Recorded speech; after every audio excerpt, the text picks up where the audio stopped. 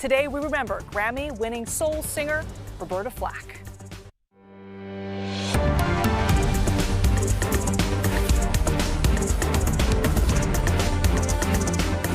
Welcome in to CBS News 24/7. I'm Elizabeth Cook. The countdown is on for federal workers. They face an ultimatum from the White House: send updates on their performance at work or be put on leave. At least 5 federal agencies say no go. We'll have more on that in just a moment. But first, a major meeting at the White House happening right now. President Donald Trump hosting French President Emmanuel Macron to discuss an end to the war in Ukraine. The two leaders sitting down for a bilateral meeting before holding a joint press conference at 2 p.m. Eastern time. So let's bring in CBS News White House reporter Willie James Inman. Willie, always great to see you. Thank you for being with us. We know the two leaders are meeting right now. Now, this marks the first official visit from a European leader since Trump took office for the second term. But these two leaders have known each other for a while. They had a pretty good relationship during his first term. What are we hearing so far about this meeting? Hey there, Liz. Good to be with you and good to see you as well. The president of France is sitting down with President Trump in the Oval Office. We anticipate that we'll get some tape of that meeting as it's ongoing. But we also know that they sat down with other G7 leaders earlier today, and Macron, the president of France, described that call as a perfect call. And the president gave a readout of that meeting. He posted on Truth Social. I think we can bring part of that statement up for our viewers. I'll note that in part of the statement, he said that the meeting was convened by Governor Justin Trudeau. That is Prime Minister Justin Trudeau of Canada, but the president has really given this sort of nickname for the Prime Minister of Canada. But more importantly, I wanted to point out that he emphasized the importance of this critical minerals deal that the United States is trying to strike with Ukraine, alluded to that being signed in the coming days. And he also talked about that he's going to have those conversations, those discussions with President Putin of Russia. The U.S. has really presented these meetings between Ukraine and the United States and the U.S. and Russia as a two-track type of system. These meetings are happening at the same time, trying to come to some type of agreement to end this conflict. I'll also point out that the president said just moments ago, we're still waiting for that tape, but he said just moments ago that he'll be meeting with President Zelensky, that the president of Ukraine will come this week or next week to sign the agreement. It's unclear what type of agreement he's talking about, but he could presumably be talking about this critical minerals agreement that the president and others in his administration have really said would be a way to recoup the tens of billions of dollars that have been spent on assistance to Ukraine, including that military assistance that Ukraine has used to push back against Russian aggression, Liz.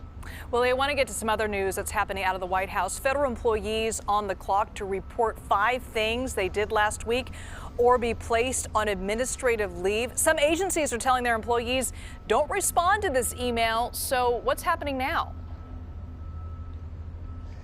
Yeah, that is in fact the case. You have agencies such as the Department of Defense, the Justice Department, the FBI, among other agencies, including the State Department, saying that employees should not respond to this mass email that was sent over the weekend to millions of federal workers from OPM. That's the Office of Personnel Management, which is essentially the HR wing of the federal government. But look, this all started when President Trump said to Elon Musk, posted on social media, that he wanted Elon Musk to get more aggressive in terms of that federal spending cuts that DOGE, which is led by the tech billionaire, has been going about throughout the federal government, making cuts not only to just programs that the U.S. government pays for, but also cutting jobs as well. Then Elon Musk tweeted this email that was going to be sent out to federal workers, and that essentially he said an ultimatum that if you don't respond, consider a resignation. It's important to point out that the email from OPM,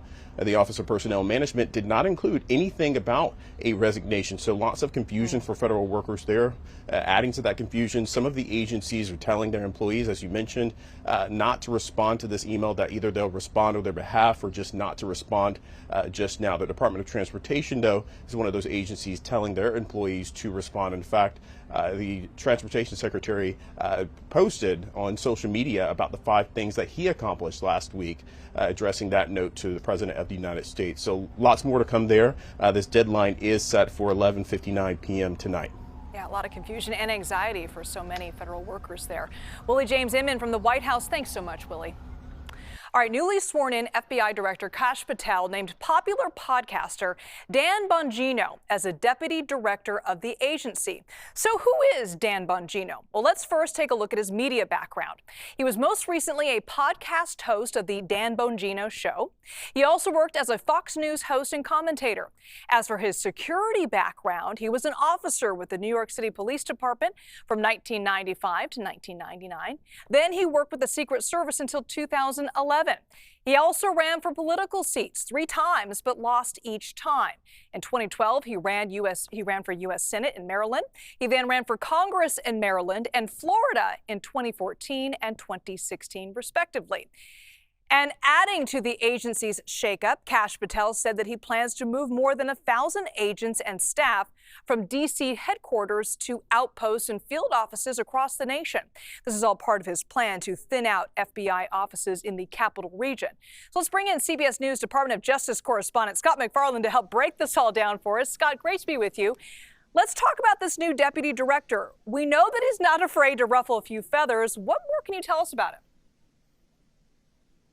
Dan Bongino is a provocateur, somebody who's yielded an enormous audience as a talk radio host and podcast host by pressing political issues and championing Donald Trump, which is a good way to get on a fast track to an appointment in the Trump administration.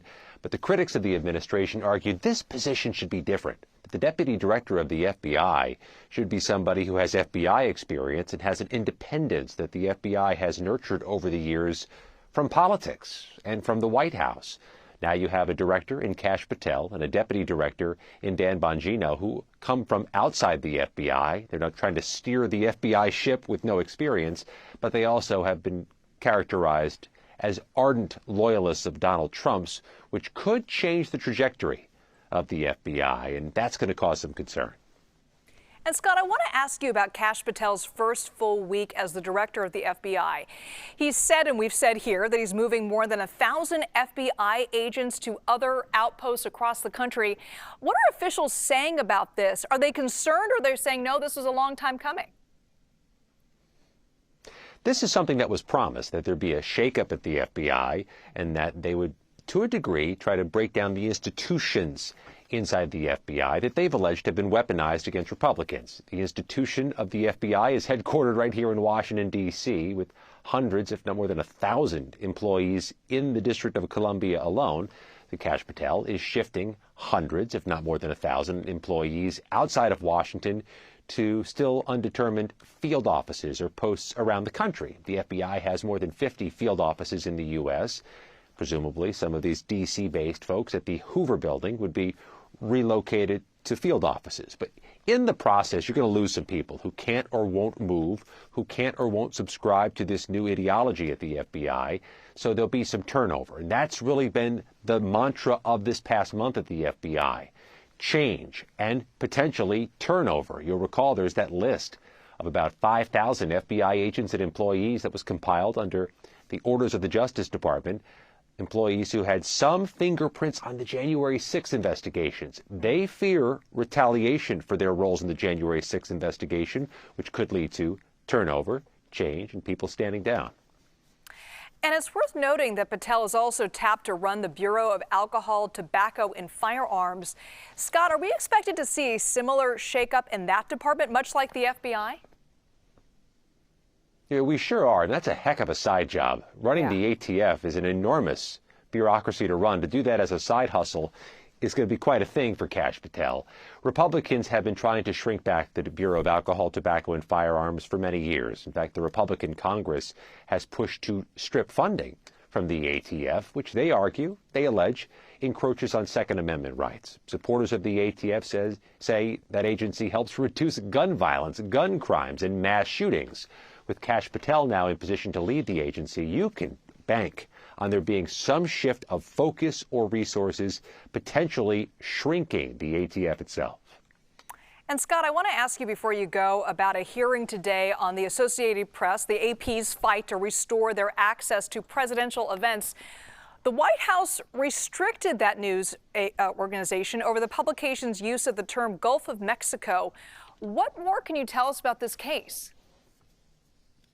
Yeah, the Associated Press is not adopting the term Gulf of America as President Trump would like. And in the process, they were stripped of some access points they've traditionally been given in the White House, including the Oval Office or on Air Force One for press interactions with the president. In a legal challenge filed Monday morning, top aides at the White House, through their attorneys, argue that there is no right the Associated Press enjoys to access, that it's the president's prerogative, and that they have no legal remedy to try to sue to get that access back. But you can just sense the bigger picture here is more than just the Associated Press and its desk access. It is a First Amendment argument. Is the White House going to kick back and take away privileges or access from media who don't use his preferred political rhetoric as its guideposts in its guidebook? It's a bigger argument, and I expect it to be a very crowded courtroom in Washington to watch both sides make it. Yes, we'll all be watching very closely on that. Scott McFarland, thank you so much for joining us. All right, let's take a live look at the Vatican City, I should say, where there is growing concern for the health of the Pope. Pope Francis remains in the hospital for a 10th day in critical condition. The Vatican says blood tests show early kidney failure. Let's bring in CBS News Papal contributor Delia Gallagher. She joins us live from Rome with the very latest. Delia, thank you so much for joining us. We just got an update from the Vatican saying Pope Francis's condition is generally improved. That's good news. What more do we know? That's right, Liz. This is encouraging news, I have to say, especially after this weekend. The Vatican says it's slightly improved, meaning he hasn't had any further respiratory crises. He has been able to reduce the amount of oxygen flow when he was using the nasal tubes to get some of the oxygen. It was on a very high flow. They've been able to reduce that. And the kidney failure that was concerning yesterday, they say, is not a concern at the moment. So in all, it's a picture which is slightly more encouraging, as I said. And of course, they added that the Pope worked this afternoon and indeed called the Catholic parish in Gaza, which is something that he has been doing on a regular basis for the past few months. So that information also gives you a sense that Pope Francis is feeling a bit better. So certainly some encouraging news in the last hour. Liz? That is encouraging news, Delia. But how are Catholic leaders reacting to the Pope's health crisis? Well, mainly at the moment, Liz, what we're seeing is an outpouring of prayer services being led in parishes around the world. I have to say, if you can see behind me just here, the Basilica is set up in about 2 hours. All of the cardinals who live in Rome and who work at the Vatican are going to hold a prayer service right out here. So certainly, obviously, the response on the part of Catholic leaders when a pope is in the hospital is prayer and getting everybody together to offer prayers for his health. Liz? At the center of it is all about prayer. All right, CBS News Vatican contributor Delia Gallagher live for us from Rome. Thank you so much, Delia. Coming up, the Trump administration doubles down on its plan to deport millions of migrants by bringing back a measure that was enacted during the COVID pandemic. You're watching CBS News 24/7.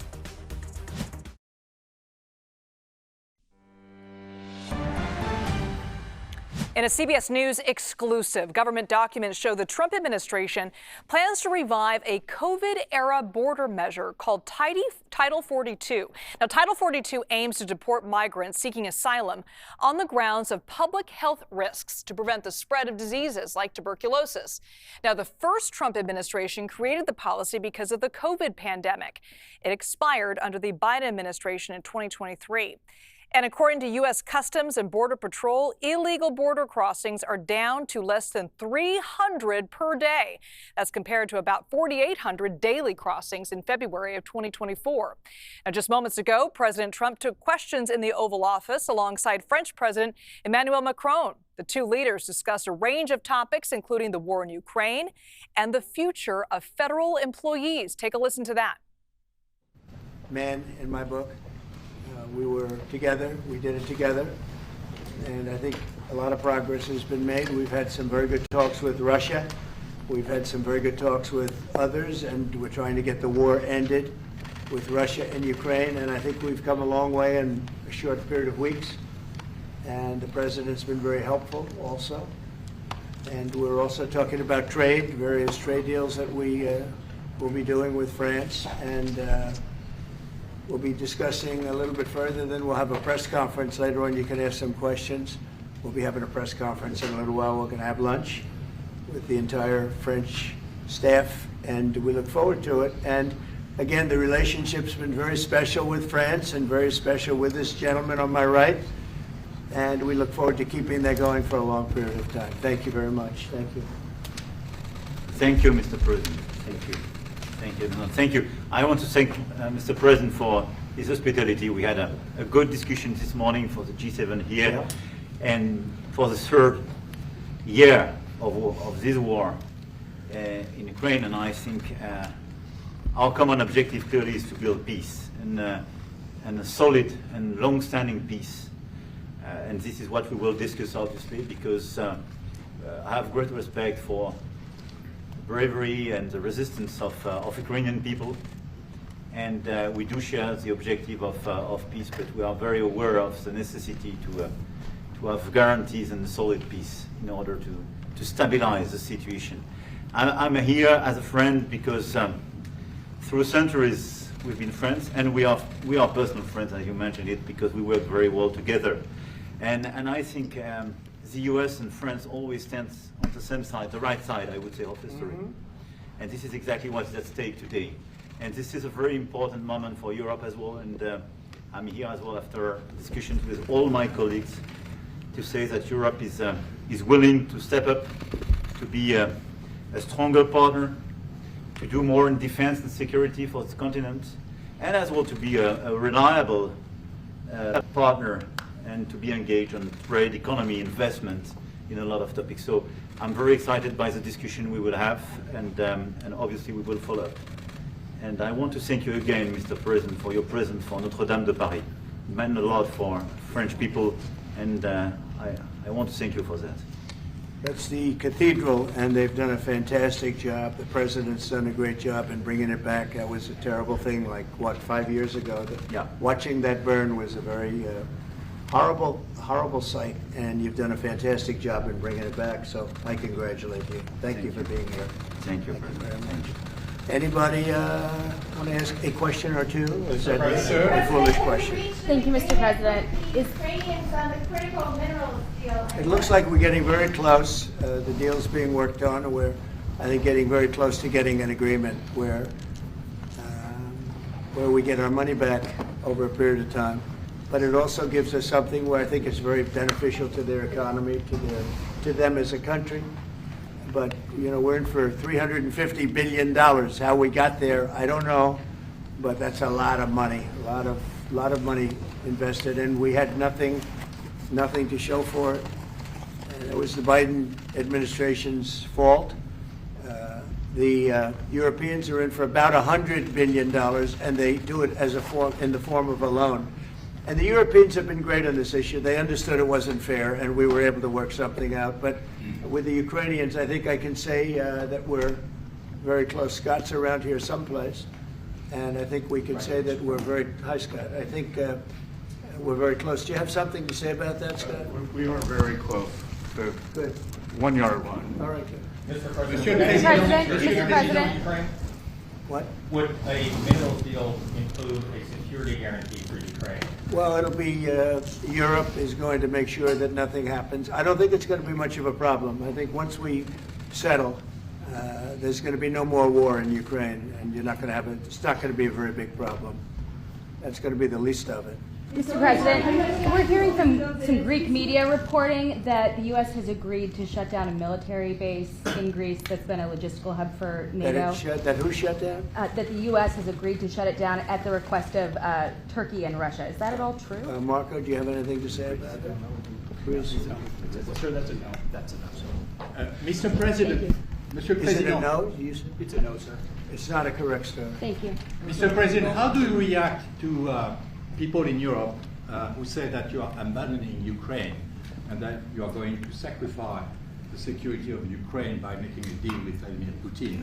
You know, we're helping Ukraine like nobody's ever helped Ukraine before. And I can say this, if I didn't become president, Ukraine would right now still be at a level where there would be no even thinking about a peace. And it was, it's a sad thing that this happened. This would have never happened, this war, if I were president. Zero chance. And it has happened. So my function is to get you out of the war, get them out of the war, let them live. It's a bloody war, it's a horrible war. Thousands of people are being killed a week. And I would say Russia, maybe 700,000 people. I think Ukraine, probably a similar number. And that's not talking about the towns and the cities that have been blown up. That's talking about soldiers. This has been a horrible, bloody mess. And we're going to get it solved. We got to get it solved. And you know, we're not talking about America's soldiers, soldiers from this country. We're talking about Russia and Ukraine. But on a humanitarian basis, we have to get this very, very bloody, savage problem solved. And I will say this also, it could lead to World War III if it's not solved. You know, there'll be a point at which it's not going to stop at those two countries. Already there's such involvement from other countries. And it could really lead to a very big war, World War III. And we're not going to let that happen either. Would you support the idea to send European troops in Ukraine to back the ceasefire? European troops may go into Ukraine as peacemakers. So when the agreement is done, they can watch that everything's followed properly. I don't think that's going to be a problem. And a lot of the European countries, I think, I don't want to speak for France, but I know that the presidents talked about doing that also. I think that'll be a very good day when we can go in as peacekeepers as opposed to what's going on right now with everybody being killed. Will they have U.S. backing, those troops going into Ukraine? Will they have U.S. backing from U.S. troops? Well, we're going to have a backing of some kind, and obviously the European countries are going to be involved, and I don't think you're going to need much backing. I think that's not going to be a problem. Once an agreement is signed, Russia's going to get back to its business, and Ukraine and Europe are going to get back to their business. I don't think it's going to be a problem. Mr. President, Can you talk about DOGE? Will you meet with President Zelensky soon? What? Will you meet with President Zelensky soon? I will be meeting with President Zelensky. In fact, he may come in this week or next week to sign the agreement, and which would be nice. I'd love to meet him. Would meet at the Oval Office. So the agreement's being worked on now. They're very close to a final deal. It'll be a deal with rare earths and various other things, and he would like to come, as I understand it, here to sign it, and that would be great with me. I think they then have to get it approved by their council or whoever might approve it, but I'm sure that will happen. Monsieur le Président Macron, est-ce que vous pouvez commenter ce qui a été dit par le Meeting with President Putin also, yes. I don't know when we speak. We're trying to get this thing worked out, but yeah, at some point I'll be meeting with President Putin too. Monsieur Macron, s'il vous plaît, est-ce que vous pouvez nous dire quelques mots en français? Mr. I President. can say a few words in French. No, le président l'a dit, je pense que c'est un moment important. C'est un moment important de la discussion. On veut bâtir la paix en Ukraine et le bilan qui a été rappelé, une réalité, il y a d'1 million de morts et de blessés depuis le début de ce conflit et de cette guerre d'agression. Notre volonté, c'est que cette paix dure, parce que nous avons déjà eu un cessez-le-feu et une paix qui n'a pas été respectée. C'était les accords de Minsk, 1 puis 2. Et donc le corps de cette discussion, c'est de s'assurer d'abord qu'il y ait un cessez-le-feu, ensuite que les Ukrainiens soient impliqués. Je pense que ce que vient de dire à l'instant le président Trump est très important, c'est-à-dire qu'il va rencontrer rapidement le président Zelensky pour signer cet accord sur les minerais critiques et les terres rares, et que c'est aussi un moyen d'avoir une implication américaine forte. Les Européens sont prêts à prendre leur charge sous des formes diverses de soutien à l'armée ukrainienne, de présence, y compris pour s'assurer que la paix soit durable. Et l'implication dans la durée des États-Unis d'Amérique à travers cet accord est une bonne chose. Et donc tout est encore à construire, et je ne veux pas préempter les discussions. Mais nous partageons le même objectif, et ce qu'on a discuté ce matin pendant 1 heure après la visioconférence ensemble, et ce qu'on va continuer de travailler, et sont pour moi des bonnes avancées. Et l'annonce de... Est-ce que l'intégrité territoriale de l'Ukraine est encore un objectif crédible? Spoken about this just a moment ago. This is exactly what we want to do. We want to build peace with Ukraine. As President Trump mentioned, there are already 1 million dead and wounded in Ukraine since the war began. We had a ceasefire in the past that was not respected. This was under the Minsk Agreements 1 and 2. President Trump, as he said, will be meeting with President Zelensky to sign a deal on rare earths. And we are pleased to see this very strong American involvement. Europe, of course, also stands ready to support Ukraine in various ways, supporting its military. And we don't want to preempt any sort of discussions that are currently underway, but we do share the same objective of building this lasting peace.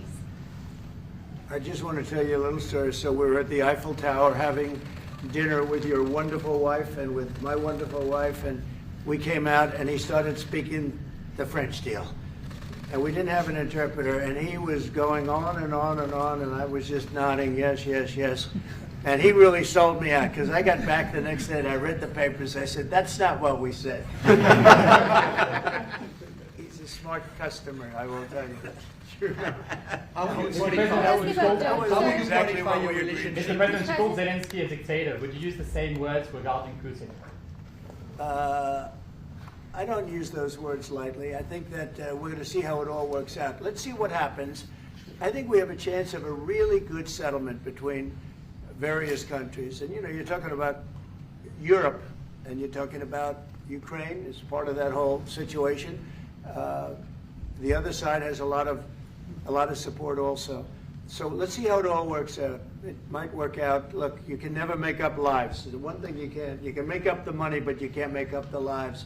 A lot of lives lost. I think probably a lot more lives than people are talking about. It's been a rough war, but I think we're close to getting it solved. Question about Doge, sir.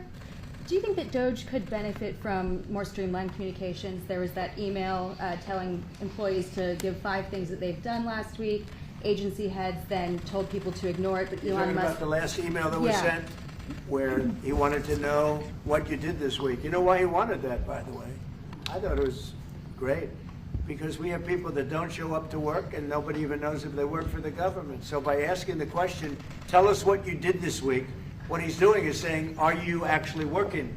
And then if you don't answer, like you're sort of semi-fired or you're fired, because a lot of people are not answering because they don't even exist. They're trying to find, that's how badly various parts of our government were run by, and especially by this last group. So what they're doing is they're trying to find out who's working for the government. Are we paying other people that aren't working? And, you know, where's all that? Where's the money going? We have found hundreds of billions of dollars of fraud so far, and we've just started. We're actually going to Fort Knox to see if the gold is there, because maybe somebody stole the gold. Tons of gold. Some of the agencies... So I think it was actually... There was a lot of genius in sending it. We're trying to find out if people are working. And so we're sending a letter to people, please tell us what you did last week.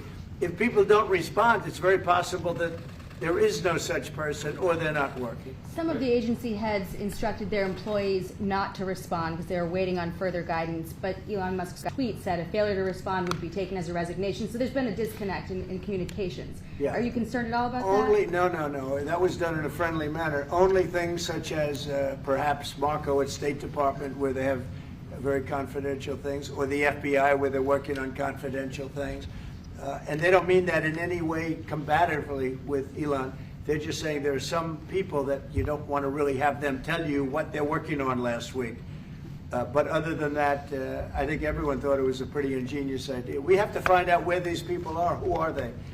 And we said if you don't respond, we assume you're not around. And that holds, that stands. And you're not getting paid anymore, too. So, you know, we're doing a real job. And we just had a poll come out, I guess the Harvard poll, saying that it's massively popular what we're doing. So. Mr. President, do you still believe in NATO, in the alliance between Europe and America in NATO? Are you going to go to the summit in June? Very much involved in this. When I first got elected at the very beginning, first term, I got hundreds of billions of dollars put into NATO. NATO had no money because they hadn't paid for years. And I said, look, if you don't pay, we're not going to be a part of NATO, we're not going to protect, we're not going to do what we're supposed to do. And we took in hundreds of billions of dollars into NATO. No, NATO is a good thing if it's done properly and if it's used properly. Mr. President, in these days you speak these days you speak a lot about tariff in Canada, in Mexico, and in Europe. I want to know what is your idea about Italy, if you want to make the same thing. What? Can you talk up a little louder?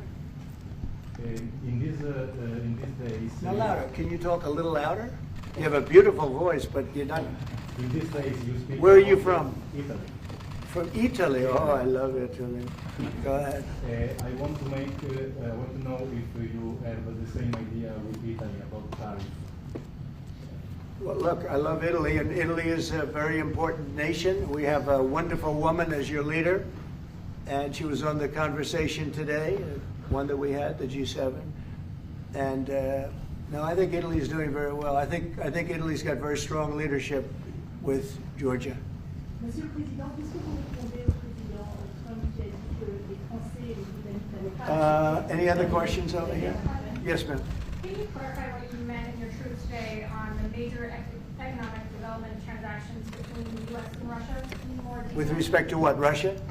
In solving a peace deal, you said there will be major economic development transactions which will take place between the United States and Russia. Yeah, we're trying to do some economic development deals. They have a lot of things that we want, and we'll see. I mean, I don't know if that will come to fruition, but we'd love to be able to do that if we could. You know, they have massive rare earth. It's a very large, it's actually the largest in terms of land. It's by far the largest country. And they have very valuable things that we could use, and we have things that they could use, and it would be very good if we could do that. I think it would be a very good thing for world peace and lasting peace. Well, I mean, our first, by far, our first thing that we want to do, the first element of the overall transaction is ending the war. But if, just as we're doing with Ukraine, if we could do some economic development in terms of Russia and getting things that we want, something like that would be possible, yes. Can you explain the rationale, sir, in the U.S. Yes, go ahead, please. Can you explain the rationale in having the U.S. vote against the UN resolutions that Ukraine proposed and also the U.S. proposed? I would rather not explain it now, but it's sort of self-evident, I think. Mr. President, first talked about increasing the tariffs on products from the European Union. Is that still something you want to do today? Well, it's not increasing, it's reciprocal.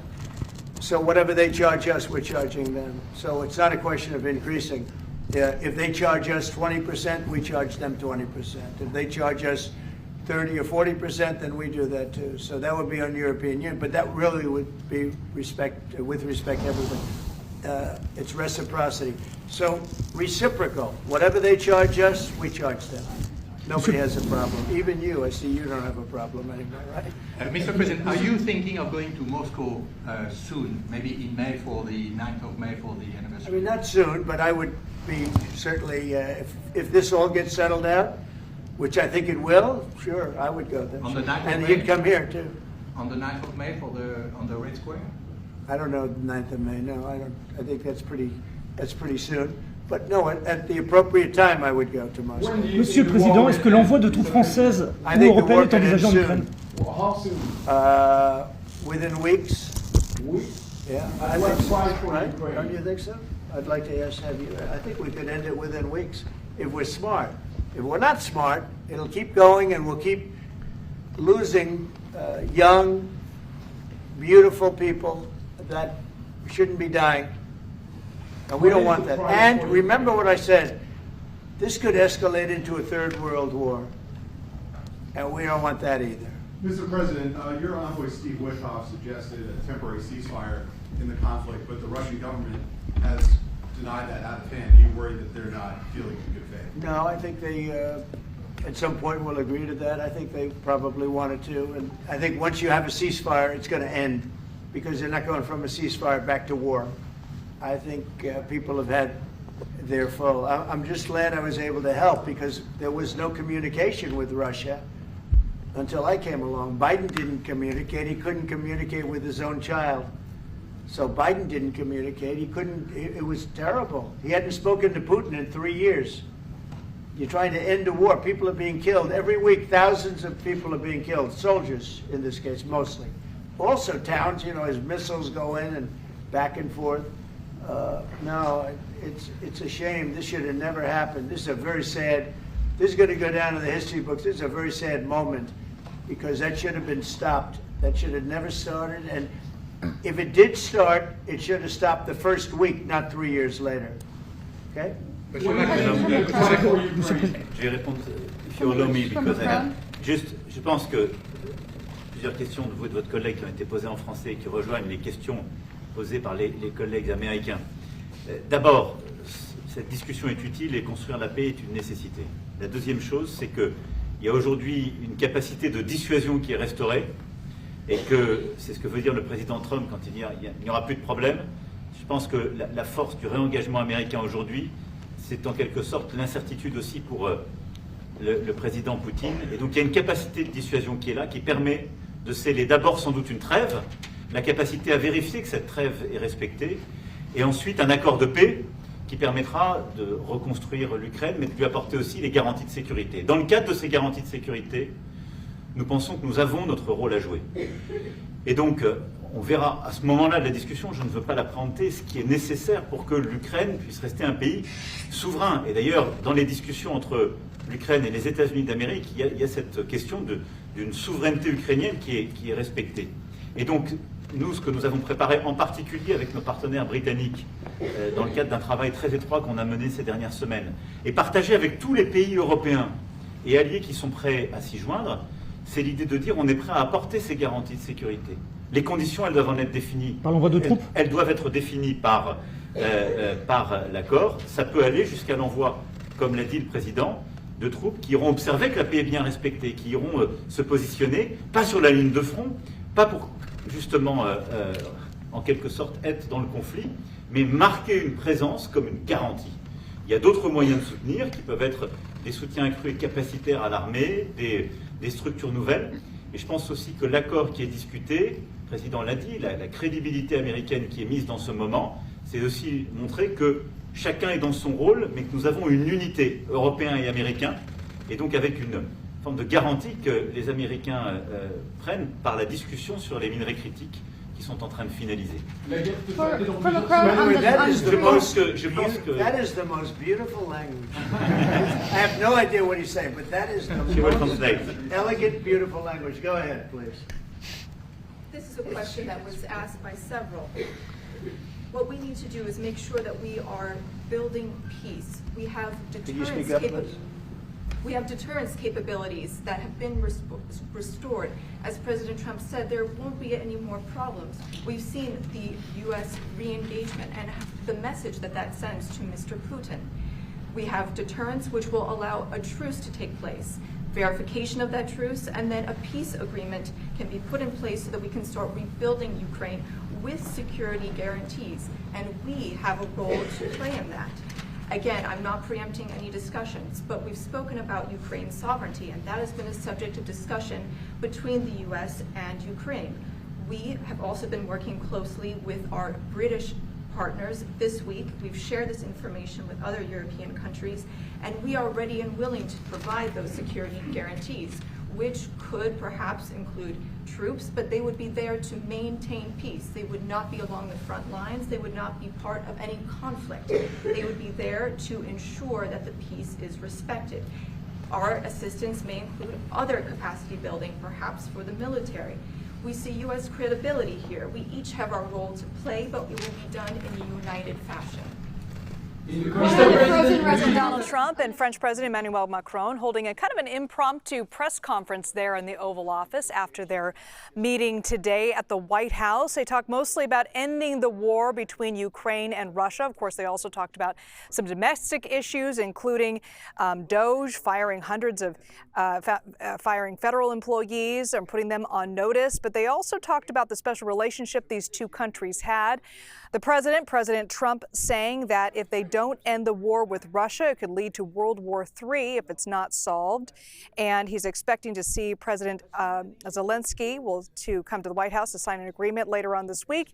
And he said he also plans to meet with Russian President Vladimir Putin. Let's bring in White House reporter Willie James Inman for more on this meeting. Willie, I'm curious, what did you take away from this kind of impromptu press conference there? Hey there, Liz. Yeah, let's call this the pre-press conference because the two leaders are set to have a press conference and take questions from reporters yet again. That's going to happen a little bit later.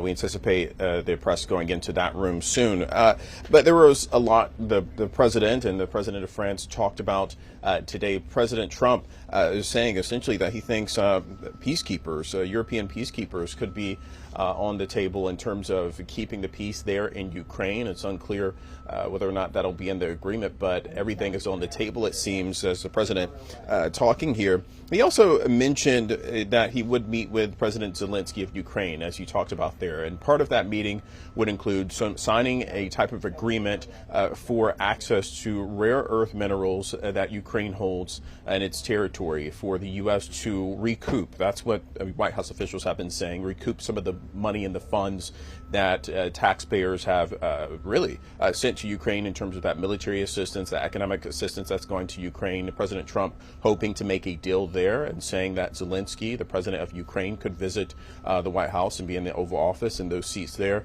perhaps later this week or next week. The president also saying that he'll be willing to meet with President Putin of Russia. We, of course, know that the U.S. Officials have been meeting with Russian officials to lay the groundwork for that. Just last week, of course, that meeting taking place in Saudi Arabia with that country being the mediator between the U.S. and Russia. The president kind of didn't really commit necessarily to going to Moscow, said he would be open to it if, of course, they could get this deal done with ending the war in Ukraine, between Ukraine and Russia. And also he mentioned that it could lead to World War III if things weren't solved quickly. And just quickly on Doge, Liz, I want to mention that as well.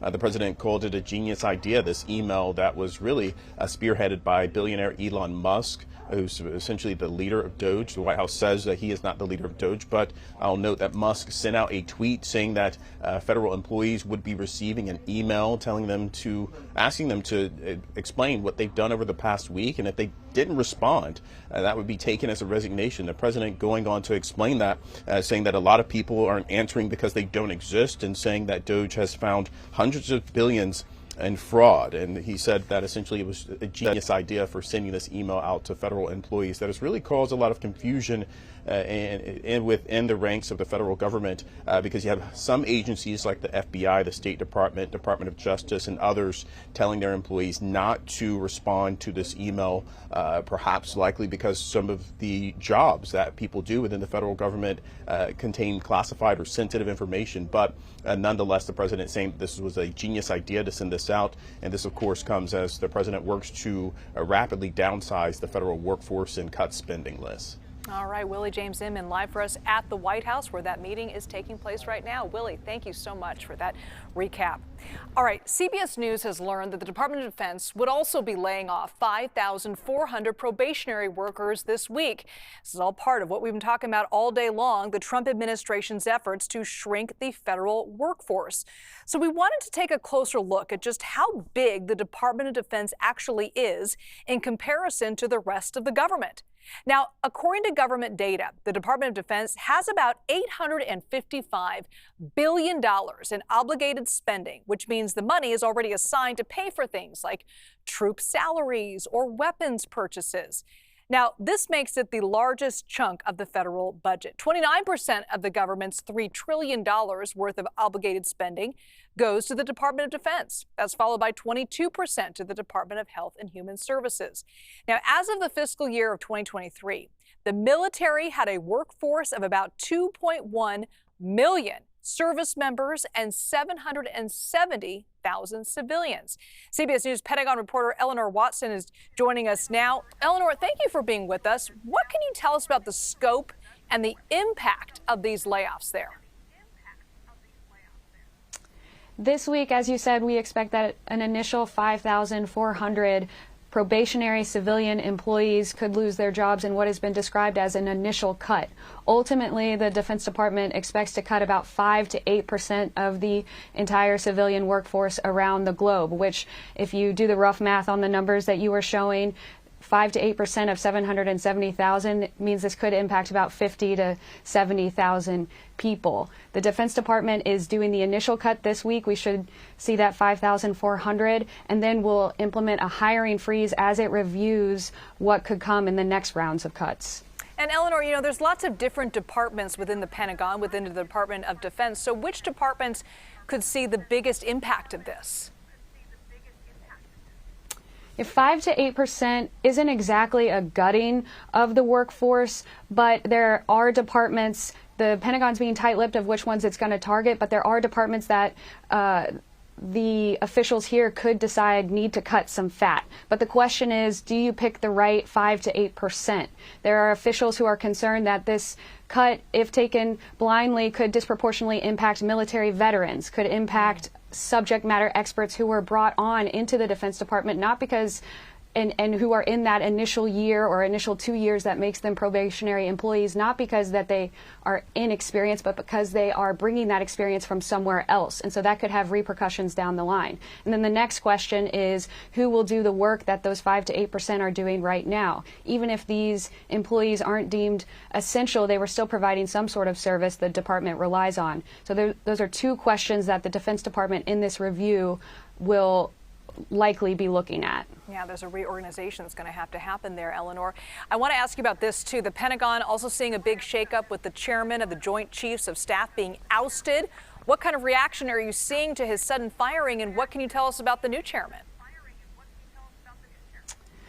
The firing was sudden because it came from President Trump's Truth Social account on a Friday night, but many around here expected Chairman Brown to not be long in the job as soon as Defense Secretary Hegseth arrived. Hegseth, before he was named the Pentagon chief, had name-checked Brown in a podcast saying that generals and admirals who had advocated for diversity initiatives should be fired. Now, it took some time for Trump to interview potential candidates and to make that announcement, but we ultimately saw that announcement on Friday night. Brown, in a message to the force on LinkedIn last night, thanked the department, thanked the military families, and said that as chairman, he was focused on warfighting, modernization, and trust. In that same Truth Social post, President Trump has named who he wants to be the successor, General Dan Kane, who is a retired 3-star general and relatively junior officer compared to the big time of the chairman of the Joint Chiefs of Staff job. All right, CBS News Pentagon reporter Eleanor Watson. Thank you so much, Eleanor. Great to see you. Still ahead, Apple making a hefty investment in manufacturing, why they are promising to create tens of thousands of new jobs. You're watching CBS News 24/7.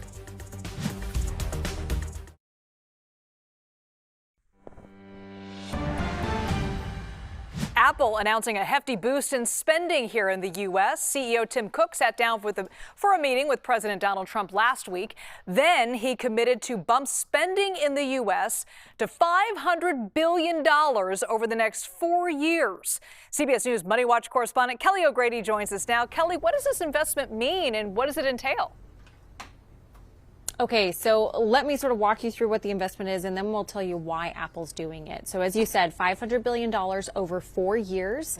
The big thing is building a manufacturing facility in Texas to manufacture data servers. Remember, that's a big part of how you power artificial intelligence, and that is expected to create 20,000 U.S. jobs. There's also a number of other manufacturing initiatives and educational pieces in manufacturing, but that's really the big one. The reason why Apple is doing this is, one, to have a better relationship with the government, but two, start to bring more of its production to the U.S. Most of Apple's products are manufactured in China. They have started to move some of their chip making over to a facility in Arizona, so that's one piece. But this is really going to be the next piece to show President Trump that we are moving some of that production to the U.S. to try and avoid tariffs, of course. So we'll sort of see how this goes. They did do something similar under his first administration. It was $350 billion, $500 billion, certainly a lot bigger, Liz. All right, CBS News Money Watch correspondent Kelly O'Grady. Great to see you, Kelly.